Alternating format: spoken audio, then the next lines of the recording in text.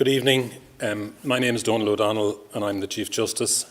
And it's a great pleasure to welcome everyone here today to the second event in our Four Courts 100 lecture series. And tonight's event is entitled National Archives, the Memory of a Nation. It is indeed very appropriate that we are here in the Court of Appeal building, which 100 years ago was the original reading room of the Public Records Office, which was one of the predecessor institutions of the National Archives of Ireland. 100 years ago, this building, along with the rest of the Four Courts campus, was occupied by the irregulars under the leadership of Rory O'Connor. Opinions differed then, and perhaps have differed since, about how welcome those visitors were to the Four Courts. But tonight there is no equivocation. I can say that on my own behalf and on behalf of the judiciary, that the courts and the court service, that everyone is very welcome here this evening. We, in the Decade of Centenaries Committee in the Courts and the Court Service, are very pleased to be collaborating with the National Archives of Ireland, not only on this event, but also across the full programme of commemorations, which will also include an event to mark the enactment of the Irish Free State Constitution towards the end of the year, and which was adopted almost 100 years ago on the 25th of October 1922. Together with the National Archives, we are also coordinating with the Beyond 2022 project to organise a week of activities at the end of June to mark those historic days of the battle and destruction of the Four Courts, and which will include the Beyond 22's launch of the virtual records treasury online. There has always been a strong link between the legal profession, and in particular the judiciary, and the National Archives. I think I speak on behalf of all my colleagues when I say how much we respect and value the work that is done in the archives. I recall very well that I think it was the first chairman of the National Archives Advisory Council was the late Mr. Justice Niall McCarthy, and that his enthusiasm for the project and his stature both within the legal profession and outside it did much, I think, to establish a firm foundation for the work of the archives and to developing a culture of respect for the dispassionate assembling, maintenance and display of records of historical significance. The present chair of the National Archives Advisory Council continues the tradition of the link between the legal professions and the archives. John Hedigan was called to the Irish Bar in November 1976, was appointed a judge of the European Court of Human Rights in 1998, a judge of the High Court in 2007, and then a judge of the new Court of Appeal on its creation in 2016. So in his case, it's a case of welcome back. Since his retirement from that role, he has been chair of the Irish Banking Culture Board and the chair of the National Archives Advisory Council. And he is going to open this event and then to present four panellists to speak: Dr. Orlaith McBride, the Director of the National Archives, Dr. Natalie Harrower, Director of the Digital Repository of Ireland, Dr. Hiram Morgan, historian and lecturer, University College Cork, and a member of the Advisory Council, and Dr. Elizabeth Mullins, archivist and historian in the UCD School of History. So, John.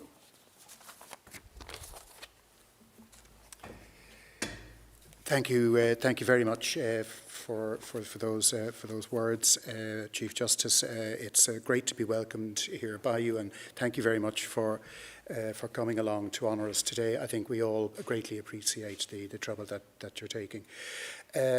Just very briefly, the role of the National Archives Advisory Council, which I've chaired for the last 5 years, is to advise the Minister for Culture, Heritage and the Gaeltacht in the exercise of her powers under the Act and on all matters affecting archives and their use by the public. It was established in January 1987.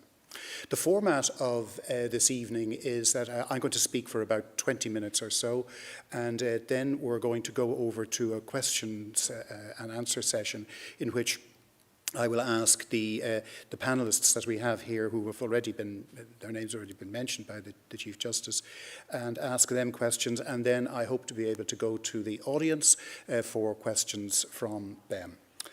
So, without more, the memory of the nation, the National Archives. It is often said that history is written by the victors. I do not believe that that is true. It seems to me, it always has, that what the victors write should be regarded as propaganda until proved otherwise. It usually is just that, although a certain measure of truth may occasionally be discerned in early accounts. Real history is written by historians, and their task is to look behind the early protestations of the victors, or indeed the vanquished, in order to ascertain what really happened. Why, when, who did what, to whom, and for what reasons.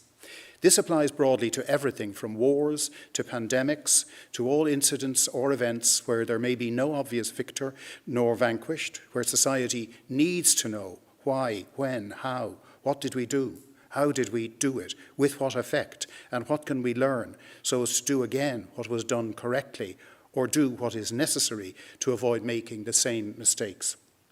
Primary sources will be the guiding light and lodestone in this unending search for the truth.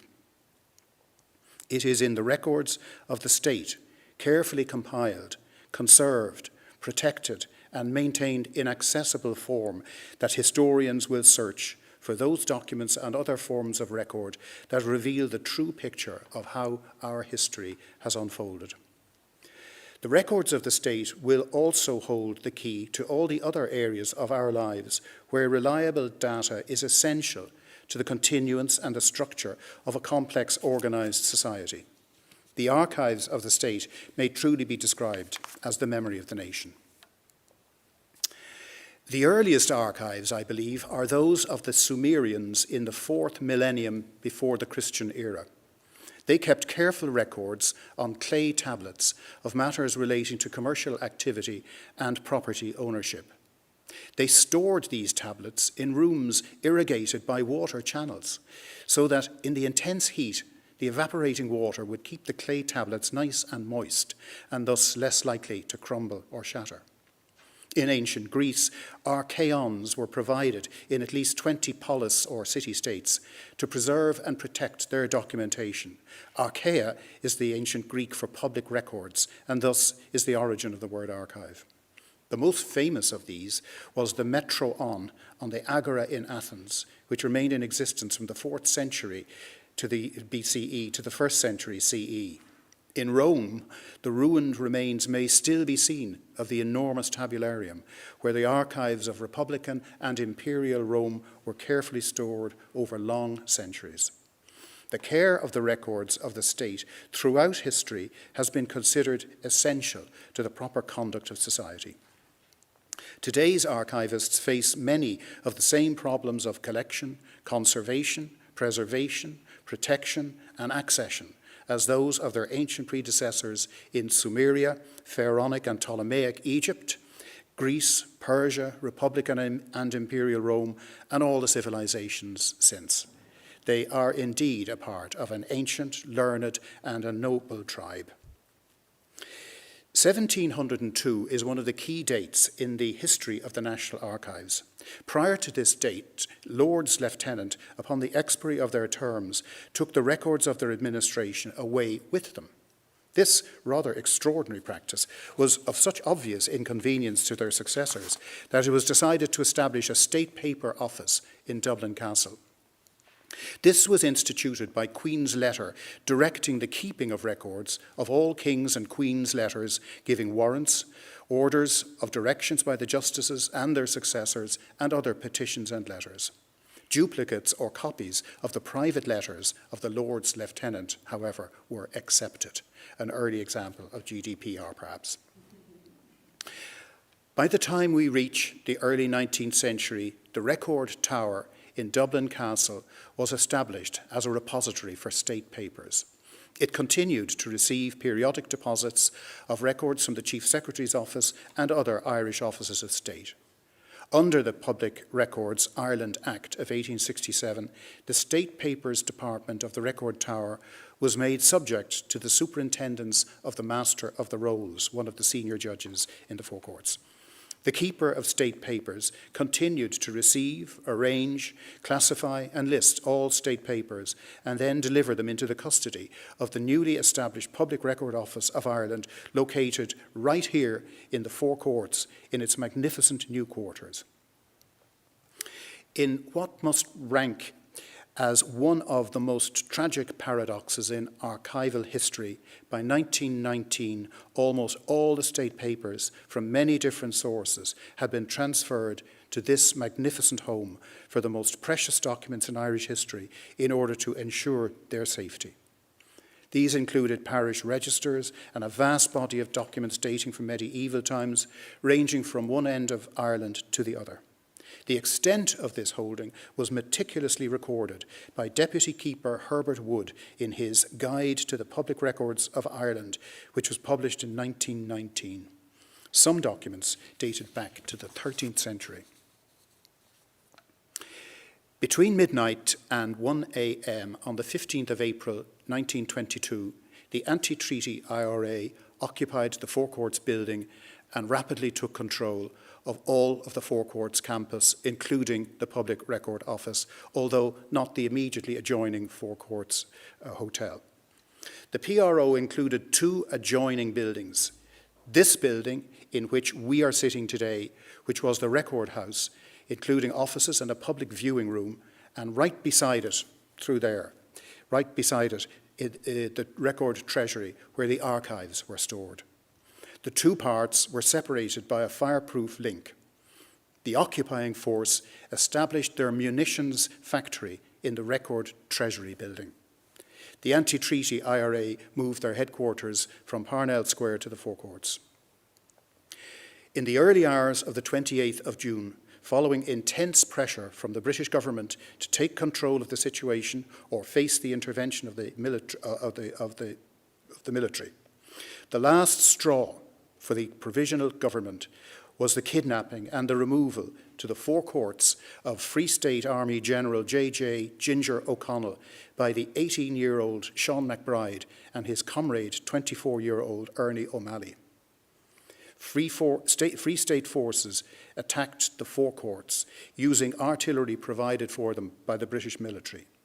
The defenders fought fiercely but were overcome by the 30th, which was the last day of the siege. In fact, Commandant Padraig O'Connell stormed this building through a hole in the wall punched by artillery in Hammond Lane and charged through that door over there with his men on that occasion. On this last day, on the 30th, a colossal explosion occurred in a building adjacent to the Record Treasury. This started a fire which was so fierce that it spread through the whole Four Courts campus, destroying almost all of it. In the Record Treasury, where the occupiers manufactured their munitions, the intense fire and resultant explosion of these munitions completely destroyed the building. On the 2nd of July, Deputy Keeper Herbert Wood was one of the first to inspect the scene of utter destruction. His thoughts and feelings can only be imagined. It was not until the 11th of July that Minister of Defence Richard Mulcahy could confirm that the site had been cleared of mines. On the 17th of July, Public Records Office of Ireland staff were allowed onto the site to begin the task of salvaging what they could. Led by James Morrissey, Assistant Deputy Keeper, they gathered up what remained in the rubble. They sorted and identified what they could. In just under a year, they packed 25,000 sheets of paper and parchment into nearly 400 bundles. Everything that was retrieved from the wreckage was wrapped in brown paper, labelled and secured with string. There's a photograph in today's Irish Times of that very thing, of those documents. Following the establishment of the Free State in December 1922, the PROI and the SPO continued to function until the enactment of the National Archives Act 1986. Under this Act, the Office of the Keeper of State Papers and the Public Records Office of Ireland were amalgamated to form the National Archives of Ireland. In 1989, the government assigned premises at Bishop Street in Dublin to the National Archives. The premises of the former SPO and the Record Tower of Dublin Castle was vacated in 1991. The headquarters of the new National Archives was moved from the Four Courts to Bishop Street in 1992. The National Archives continues to maintain storage in the building which replaced the Record Treasury building immediately adjacent to this building, which now houses the Court of Appeal. Today, the National Archives of Ireland is responsible for collecting and safely managing the records of the state. These include records of all departments of state over 30 years old, the records of 61 scheduled bodies, court records, and, of great topical significance, records of tribunals of inquiry or other bodies like that established by the government. It provides guidelines for government departments and the courts on the transfer of records to the National Archives, as well as training to bodies covered by the Act on the transfer of records to the National Archives and their release to the public. Much of the work involves the creation of finding aids catalogues to the record holdings, the administration of the online catalogue, and the listing of recent and backlog transfers. The National Archives also provides advice and guidance to government departments and public service bodies on a wide range of matters relating to the safe management of records under their control. The National Archives is also responsible for requests to destroy records that do not merit permanent preservation within the meaning of the Act. Destruction of such records is prohibited without a destruction certificate signed by the Director of the National Archives. The National Archives Public Services section provides a high-quality service to researchers and archive users. This work includes supervision of the reading room, administration of the website and social media accounts, and responding to inquiries from the public regarding its holdings.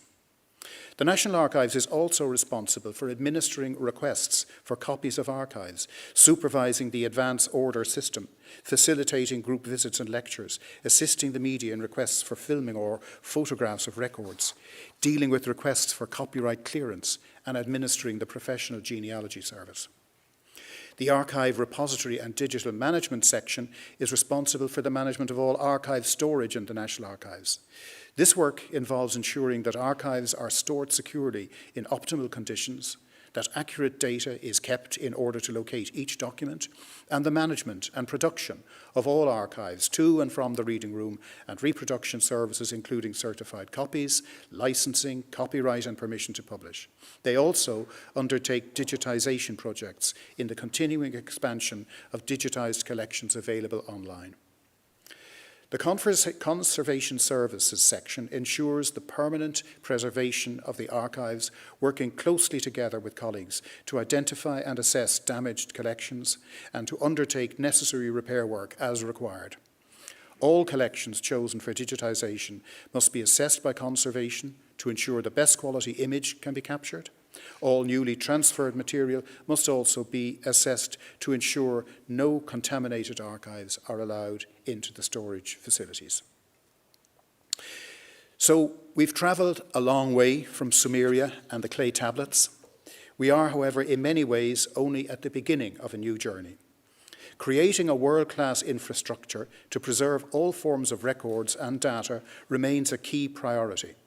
Before the end of this year, a massive building project will commence in Bishop Street, which will transform the existing repository, greatly increasing its storage space and public exhibition space to enable even more and greater public interaction. The focus is to enhance, develop, and deploy physical and virtual infrastructures in order to build a secure footing for Ireland's public record in paper and born digital formats, thus ensuring and promoting their visibility and enabling access in the digital age. Whilst the National Archives will have developed a comprehensive physical infrastructure, it also needs to plan and develop a corresponding digital preservation infrastructure. The National Archives seeks to address this great challenge through collaborative approaches to record making and record keeping in the digital age. The National Archives is facing right now the significant challenge posed by the archiving and preservation of born digital records. These records will be arriving in the next few years in massive volumes by way of electronic government and other records. Just imagine how much of the recent pandemic period records are electronic. How vital it is that they be carefully gathered in, safely stored, and kept readily accessible in an electronic world that changes almost daily.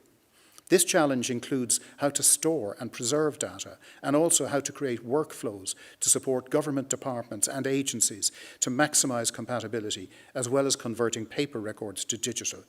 This will be a priority over the coming years. In 2011, UNESCO made a universal declaration on archiving. It states that, quote, archives record decisions, actions, and memories. Archives are a unique and irreplaceable heritage passed from one generation to another. Archives are managed from creation to preserve their value and meaning. They are authoritative sources of information underpinning accountable and transparent administrative actions. They play an essential role in the development of societies by safeguarding and contributing to individual memory. Open access to archives enriches our knowledge of human society, promotes democracy, protects citizens' rights, and enhances the quality of life." End quote. Ireland is a small but vital country in our European Union. We cannot afford to be anywhere but at the cutting edge when it comes to the electronically recorded world in which we already live. We are nowhere near that position right now. We are well behind our usual state comparators, such as Denmark and Finland. The National Archives Advisory Council has no executive role. As I said, its role is to advise the Minister on all matters relating to the National Archives. We have advised that Ireland lags behind in facing the challenges that archive services everywhere now face.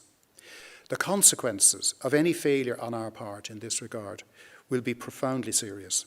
Delays to the annual transfer of records, the inevitable loss or destruction of records, and other failings may lead to a loss of transparency in the working of the state, and with that, a loss of trust in the democratic process. Various commissions of inquiry have relied heavily on the records of the state, and despite the considerable strain on limited resources, the National Archives have cooperated on all occasions. I should point out that we have also advised that we consider the efforts of the staff of the National Archives to maintain the present service with the limited resources available is little short of heroic. The Council believes, and we have advised accordingly, that there needs to be a thorough reassessment of the role of the National Archives, including its positioning within the government. A new act is urgently required. The world today is completely different to that of 1986. We've called for the establishment of a working group to urgently attend to these concerns. I repeat that call tonight. The National Archives has arisen phoenix-like from the rubble of the Public Records Office of Ireland, a testament to the resilience and determination of its people over the years since 1922. The ambition of the National Archives of Ireland is to be a 21st century archives for a 21st century state. The National Archives Advisory Council is convinced of the esprit de corps, motivation and ambition of all within the organisation to achieve this lofty but essential goal. The National Archives of Ireland must remain central to the development of information management and compliance all the way across the civil service of Ireland, and continue to innovate and develop new services which will ensure the long-term sustainability of the public record. It faces a massive challenge. It can only meet this challenge if it has the resources and the structure to do so. So I think that's enough from me for the present moment, and what I would like to do now is to join the panel and to initiate our discussion, and I have a few questions for them.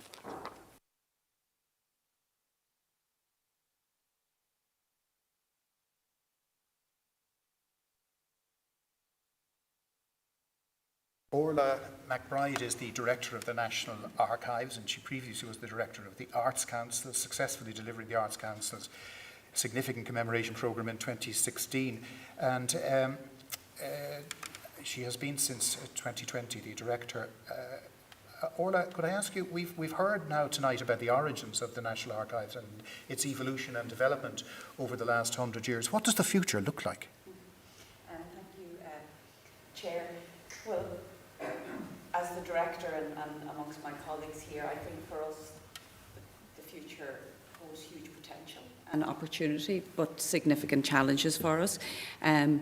We're here this evening within the context of our Decade of Centenaries commemoration programme, and we have a very successful collaboration with the Court Service, and I see the Chief Executive here and the Chief Justice, and I just want to pay tribute to the working relationship that we've developed over the last number of years, or the last year, and in a way that is emblematic of the way that we see the future for the National Archives, which is that we're reaching out and we're connecting beyond ourselves so that people really do understand and value the work of the National Archives, and also that we can communicate the richness of the collections in a much more animated way. So, for example, this year, as part of the decade, our commemorations programme, we finished last year with a successful treaty exhibition in Dublin Castle, using those records from the foundation of the state. Of course, we're very lucky to have those records at our disposal. They're a huge asset. But it's to animate those through exhibition, through publication, through talks and events, and we will continue that approach over the coming years. So this year we will continue working, for example, with the Court Service in relation to the Constitution Committee, etc. We were very privileged last year that the Collins family loaned us Michael Collins's diaries for 1918, 19, 20, 21, 22. So it's a way now of digitising those diaries and then bringing them to the public in new and interesting ways, and commissioning high quality publications and resources. So in terms of what the future looks like, for me, the first thing is to really begin to communicate outwards, rather than people always coming into the National Archives and seeing it as the reading room, as a resource for academics, historians, legal researchers, the legal profession, etc., or the citizen researcher, people who are interested in their family history, genealogy. It's really about us communicating the role of the archives to the public in such a way that people begin to understand the importance of the National Archives' role in terms of looking after, preserving and conserving the records of the state. So that's the first real, for us, the future is around animating the collections. The second, and you spoke to it, Chair, which is around the building in Bishop Street. So it was the old Jacobs, for people who know it, it's the old Jacobs factory in Bishop Street, and it's a humongous building. It is cavernous, and for my colleagues that are here, I'm in it since 2020, in the middle of a pandemic, albeit, but I still get lost every time I'm in around and about the building. But the state will now invest millions, and that work will start at the end of this year, millions and millions, to provide for us and for the state a state-of-the-art repository. And that investment, that level of investment, is unprecedented. And it comes, I suppose, 100 years after the foundation of the state, and 100 years after this was our search room, our reading room. So for us, it's a huge honour to be here this evening. But that's our working archive behind. So our staff are over and back here every day. So for us to be able to improve where we store our records and how we store our records will be very significant for the National Archives. And then it will allow government departments, because we've said for the last number of years we're closed for business, we cannot accept transfers. So over the next number of years, as the new building is completed, we will then be able to take backlogs, vast quantities of records that have been sitting in government departments, mostly in commercial storage, over decades, that should be and should have been accessioned into the National Archives so the public can have access to them. So that's a huge project in terms of the next number of years. So we talk about, therefore, improving the physical infrastructure, but we also, and you spoke to it, and I think my colleague here beside me will speak to it also, which is around the corresponding digital preservation infrastructure. And that's, as you said, for every archive across Europe, across the world, that's a huge challenge. And as technology changes all the time, how do you keep up with that? So we need to transform how we do business to meet the demands of a digital archive. And that will take significant further investment over the next number of years. So the physical infrastructure, then the digital infrastructure. And then finally, Chair, the National Archives, when I came into it, what I began to realise and understand very quickly was that it's a very complex institution, in that it's a national institution, but also then it's an administrative process in terms of the archival process, but it's also a public facility. So you're managing three distinct threads of work throughout, and each of these functions require different different strategies, different skill sets, different actions. They all complement and they all intersect with each other. So in terms of the future as a national institution, I spoke at the beginning, that's about strengthening the role, the profile, the position of the National Archives over the coming years within the public consciousness, but also across government. That people recognise and understand why government departments transfer records into the National Archives. Secondly then, in terms of the administrative process, and that's that archival process, working with our colleagues in third level, it's really to provide that leadership in terms of records management across government, and then working and supporting government departments and agencies in terms of preserving and conserving hard copy records and digital records. And then finally, in terms of the future, the public facility. It is to ensure that the reading room, how the public access our records, making much more available online. We saw in the last 2 years that people really did pivot towards the digital very quickly.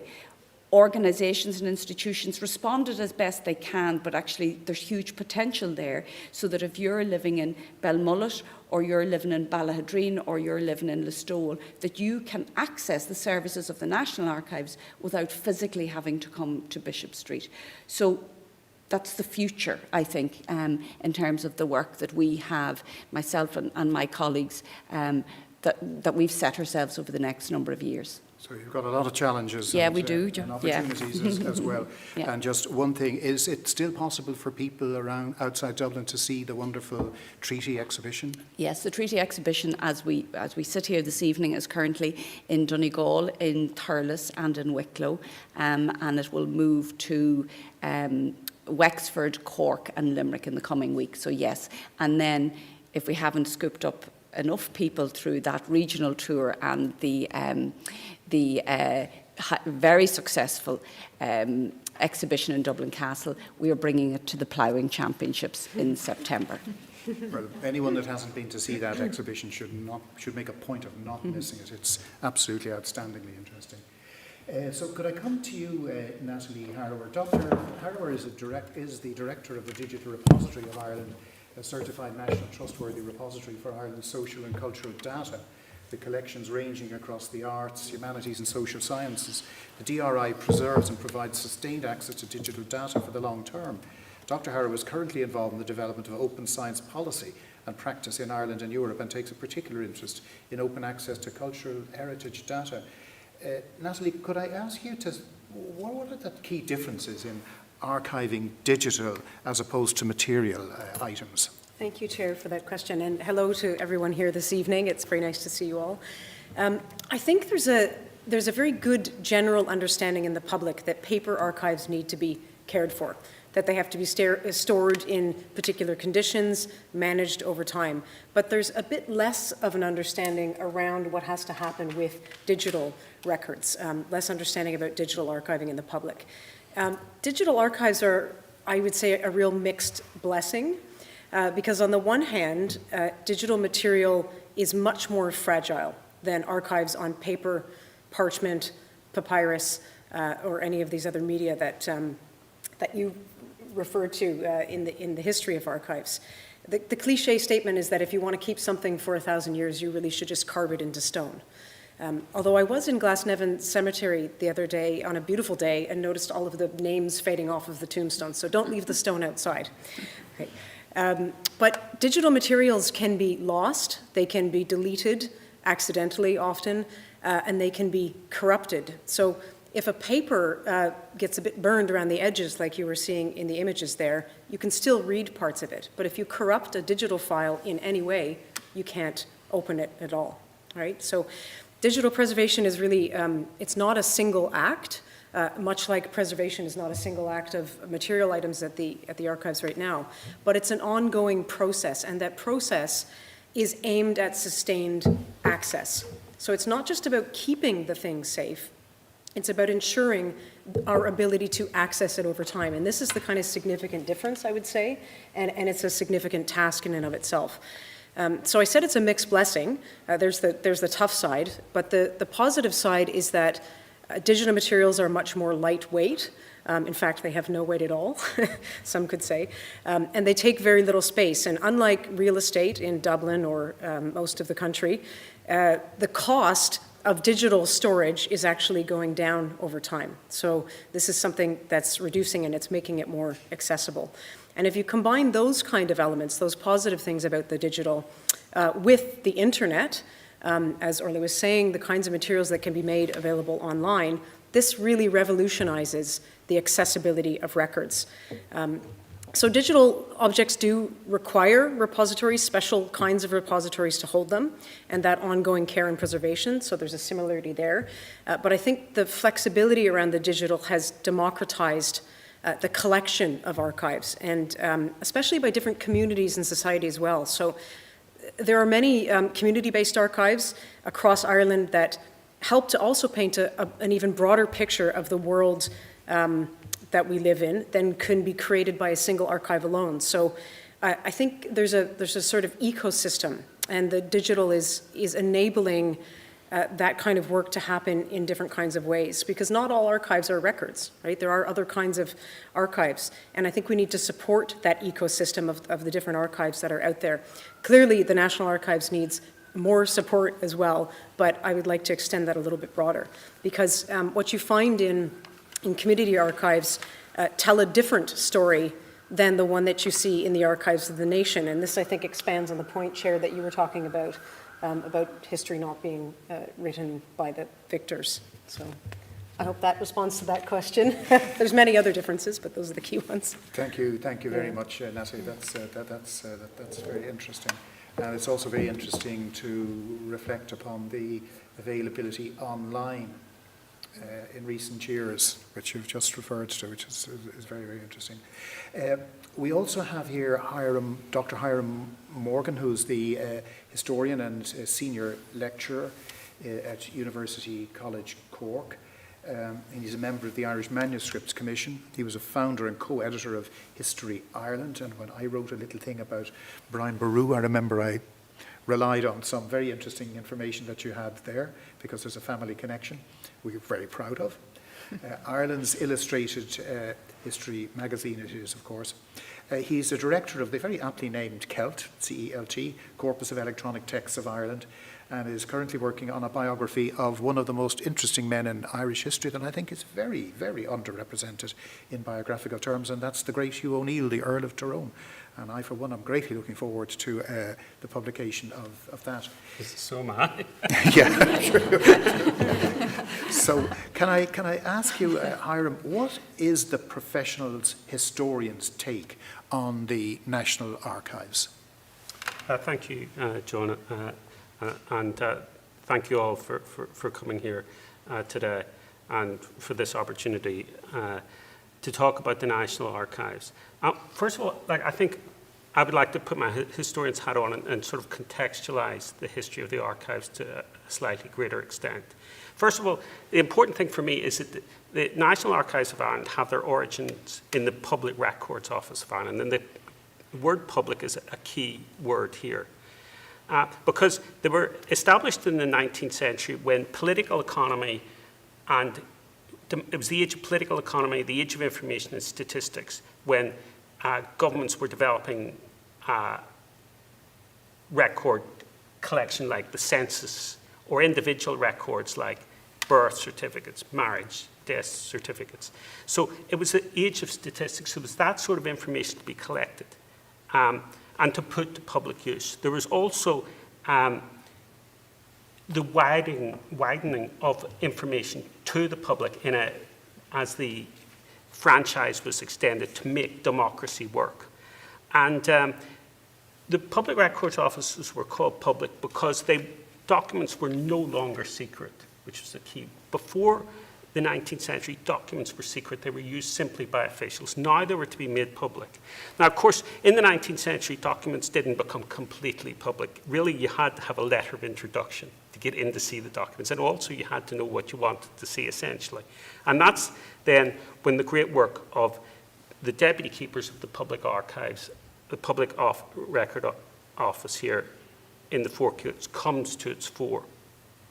Because although the Public Record Office here was used by scholars, antiquarians, civil servants, legal eagles, people maybe with an eye to politics. These records were all governed by a 50-year rule, but the real work was done by the deputy keepers who transcribed documents, indexed documents, and published an annual report. Now, one of the documents, for instance, that I use quite frequently is the Calendar of Faience composed by the deputy keepers, and it is a series of grants, licenses, warrants issued during the 16th century, but particularly pardons. And by the end of the 16th century, almost everybody takes out a pardon because they're being accused of treason in one form or other. And the thing is that that operates almost like a telephone directory of the 16th century. And that was the work of the deputy keepers. Now, they fortunately indexed a lot of stuff, but really, when the Public Record Office was destroyed 100 years ago, a lot of stuff here had been centralised. Most of Ireland's administrative records, a lot of legal records, most of the Church of Ireland's documents were. So all this extensive body of legal and church material, which would have provided us with windows into the history of ordinary people, because the legal records often do that, into the everyday life in medieval and early modern Ireland, all of that was unfortunately lost. And that's a great tragedy. But so after independence, really, although some of this stuff remained, really you had essentially a new archive which started to be built, which was the government records of a sovereign state. And really, it was really late in the day that a proper records office was established in Bishop Street in the 1990s, when the remains of the original Public Records Office, the State Paper Office in Dublin Castle, and then what had been accumulated since 1922 went into Bishop Street. And really, you have a second age then in this period, especially from the 1960s onwards, when the access rule is reduced from 50 years to 30 years, you have a golden age of access. And that golden age is really, it's people like myself come through then, the university researcher with the much prized Reader's Pass. And that enables not only historians, but social scientists, and then the people in recent years who have done master's degrees, PhDs, to do dissertations, and all of those people come to the fore. And then in more recent times, with the reduction of the rule to 20 years, you have journalists and other media people coming on site.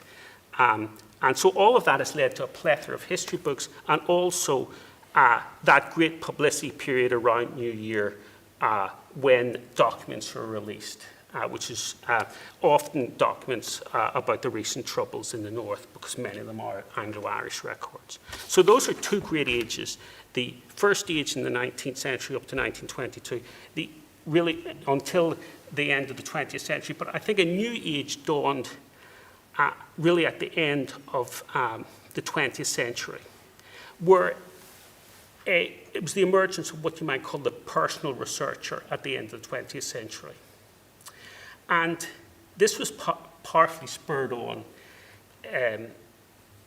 by the digitization shortly after, at the start of this century, of the 1901 and 1911 census. And by this stage, we've all used them. We've all looked up our grannies and grandparents and great-grandfathers and so on and so forth. And that was aided by accessibility through the internet. And then that in turn, so that has allowed the rise of an individual researcher. And many of these people study in their leisure time their family history, and also it has led to the rise of independent genealogists helping these people. And now it has led to private companies who do research and also provide DNA testing. And that is almost symbolized or shown very beautifully by the emergence in this recent census of that time capsule, which has nothing to do with the collection of statistics or the public realm. It's all to do with saying what your pet was called or whatever, so that somebody in 100 years' time will see that. That has nothing to do with the age of political economy. That is to do with the independent, private researcher and our own personal whims, likes and dislikes, etc., etc. So that is the rise of the individual researcher who's seeking personal information for essentially leisure or even touristic purposes. And that has happened in the last 20 or 30 years. But also, this period has seen the rise of another type of researcher, another type of personal researcher. And that is individuals who have been victims of this state, victims of state institutions and the voluntary sector employed by the state, who now require knowledge about their backgrounds and redress from the system and wider society. And this has impacts laws regarding privacy, what should be in the Public Records Office, what should be in the private realm, what should be in the public domain. So fortunately now, the plight of these individuals are now at last be addressed. And there's going to be a revision of the National Archives Act, establishment of a centre of remembrance and research where records can be accessed digitally. So this is good news, but one of the issues then this brings into the fore is this whole big issue of can this need be addressed in a decent time frame because of the government's and this state's issues with public procurement, which is a huge issue. So finally, I'd like to give my own personal view. So I've outlined my 3 eras there of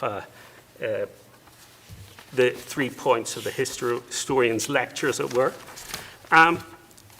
So as a professional historian, I've researched in archives in Northern Ireland, Britain, Spain, Portugal, and the Vatican, as well as here in the Republic of Ireland. The archives here, notwithstanding the extraordinary commitment of the staff, are a skeleton service compared to what exists elsewhere. The National Archives of Ireland have shown what a fantastic difference it can make to Irish life over the last 10 years of the commemorations. With a series of exhibitions, John and Orlaith have just mentioned the treaty exhibition, a fantastic piece of work, and also contributions in all manner of ways, like for instance the conservation work being undertaken by the National Archives, like a one-person operation assisted by a number of part-time workers, extraordinary work. But despite all that, this is a seriously underfunded institution, under-resourced and understaffed in comparison to similar institutions elsewhere in the world. For instance, in 1990, I worked in an old medieval archive in the basement of the Parliament building in Lisbon. When I was back 20 years later, the Portuguese archives had been centralised in a custom-built, pyramid-shaped edifice, maybe even a ziggurat, John, in a parkland area beside the university. It was a pleasure to work in that institution. Here, we're having difficulty because of rocketing building costs of even expanding and renovating the National Archives repository to meet the current needs, which are, of course, now including a lot of born digital material. And that will be increasingly the case. And perhaps, to follow up what Natalie says here, perhaps, in fact, we should go completely digital. Scan all the government records, conserve everything we can, and have the stuff accessed from a data centre in the Midlands. But then who would control access to that archive? And that's an intriguing question. The irony of this thing is bizarrely one pointed towards by the soon-to-be-opened virtual record Treasure of Ireland, because it attempts to recreate online what was destroyed 100 years ago, the records of the original Public Record Office of Ireland. Well, thank you very much, Hiram. That's a very interesting take on the historian and the National Archives. Dr. Elizabeth Mullins is an archivist and historian. She leads the Archives and Records Management Training Programme in the School of History in University College Dublin. So, Liz, you certainly know how far we've come from the clay tablets. And so could I ask you, how has the profession developed in Ireland since 1922? And what are the distinctive aspects of the work of the archivist? Great. Thanks, John. And I just wanted to say thanks to everyone again for being here. It's actually really kind of moving to be in this room at the moment. And I really have a sense of the archivists who were here in 1922, just from your speech, John, them coming in and seeing what it must have been incredibly it must have been just terrible for them coming into this kind of ruin. So it's actually wonderful to be here, to be able to honour them and what they did. So just to talk about your question, so I think in terms of how the archival profession has developed since 1922, a really key moment was the establishment in 1972, so exactly 50 years ago this year, of the first archival training programmes in the country. And these were established by a really extraordinary woman called Kerry Holland. And Kerry led archival training in the country for the next 40 years. So she's a kind of remarkable person. But Kerry's work was really supported by other archivists in UCD and in the country, but also really importantly by academic historians. So people like Robert Dudley Edwards and T.W. Moody, who had trained in the UK and who really saw the value of having people with professional archival skills minding the records of the state. And so since the beginning of archival training in 1972, when it was just one programme added into a library training, the courses have expanded to standalone programmes, and we run them now at certificate, master's and doctoral level. And what's really important is that the programmes are professionally accredited by the UK and Irish Archives and Records Association. And what that means is that Irish archivists are trained to international best practice standards, but it also allows us to connect out. And so what we've had a sense this evening, I think, of how important it is for archivists to think about the kind of challenges and opportunities of archives and records in a global sense.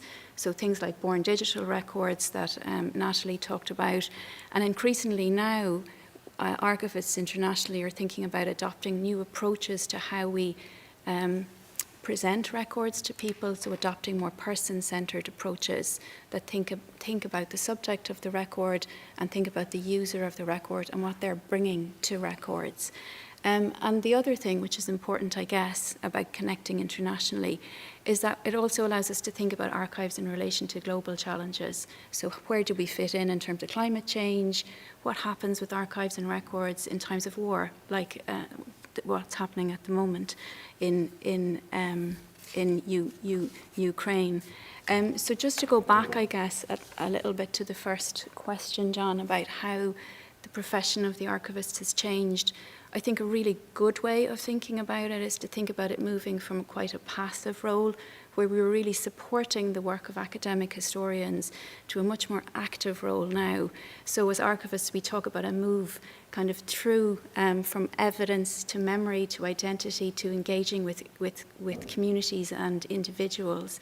And that means that while we value archives hugely we value our relationship with academic historians hugely, we also think about the archives as holding the histories of everybody. So Hiram, your point about the census was brilliant in terms of we're now able to put our own history into the public record. But archives are also really important as evidence. Okay, so that came through in your talk, John, in terms of transparency, accountability, and especially human rights. And so there's a much kind of a broader role for the archivist and a much more active role for the archivist. So just then to think about the second part of the question is about, this is what I spend my time doing, how do you train people to actually fulfill this role? So the first thing to say, actually, and this might surprise people, is that we don't require people to have a background in history to train to be an archivist. And that's while we get lots and lots of graduates coming to us with that, The important thing to remember, I guess, is that every organisation creates archives. So you have archives in banks and in businesses and in fashion houses. And sometimes it can be great for us to have people coming in from those backgrounds who have specialist knowledge and combining that then with how to manage records. And even in a context like the National Archives, I guess it's the same, where you're dealing with such a range of records that you want people, I guess you're drawing on a whole world of information that's created. But I think there's really two things that we try to teach people when they're training to be archivists. And their records are created to answer the needs of the present, okay? And what archivists have to do is understand that context and preserve it moving forward. And so the first thing we try to do is to get people to think about the qualities of records. So what makes us trust a record? And so Natalie, for example, talked about email or a Word document that I can go in and change 20 times. So how do I know long-term that we can trust those records? How do we ensure that it remains authentic and that it can be evidence 100 years into the future? But while we think about the qualities of individual records, the really, I think, distinctive a kind of part of an archival approach is that we think about records as part of collections. We approach records in their context. And this is really important because it allows us to understand why the records were created at a particular time, and also to explore the power dynamics in those records. So who created them? What do they want to happen with the records? And why then are some people left out of the records? Why are some voices more silent? Kind of alluding a little bit to what Natalie was talking about there, that records aren't just created by the state. So where might there be other records that archivists can look after? And so those two things together, the idea of the qualities of the record and the context of the records, archivists try to apply that to every stage of their work. So with digital records, we apply it to thinking about the creation of records. What needs to be there so a Word document or an email is authentic? And then to the appraisal of records. So what records are the ones that are valuable? How can we make that decision? Are we missing out on records? We use it to create the frame around records. So the kind of catalogues that John talked about, the finding aids, they're the ways that archivists wrap the content of the records in context. There's a great archival theorist called Terry Cook who always said that we're not just about providing people with information, you're actually providing people with the means to knowledge and understanding. And that's what the kind of skill of the archivist is. And then now, particularly in the online environment where people are coming to access records without them physically meeting an archivist, we have to be imaginative, I guess, about how we present our material on our websites so that people can get that understanding. So I think that's it, John. Thanks very much, Liz. That is very interesting. Well, of course, as always, time is the great enemy, and we're nearly out of time. I have time for one question. I have a question from Ciara Brannock. Ciara, would you like to ask your question?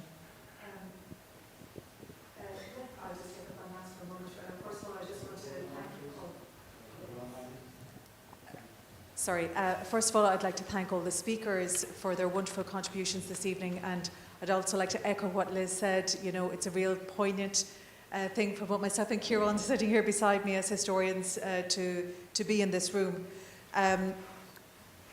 One thing that really strikes me this evening is, first of all, I'm going to refer to the Forsa report in 2018, which indicated that Ireland's archival staff, National Archives archival staff, was at 40% of the Danish National Archives, which is deeply troubling. And I'm filled with a sense of dread as we come to the end of the decade of centenaries. And, you know, are we going to have another 30 years of neglect?